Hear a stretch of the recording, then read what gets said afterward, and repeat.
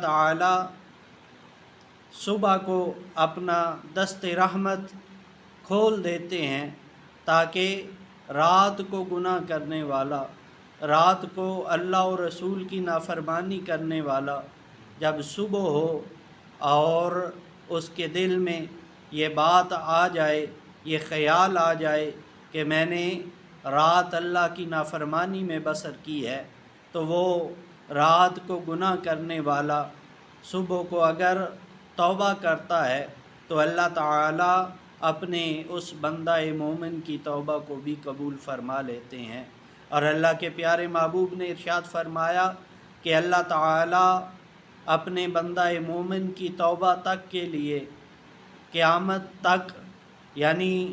جب سورج مغرب سے طلوع ہوگا اس دن تک اپنے بندہ مومن کی توبہ کا انتظار کرتا ہے۔ تو آئیے ہم اپنے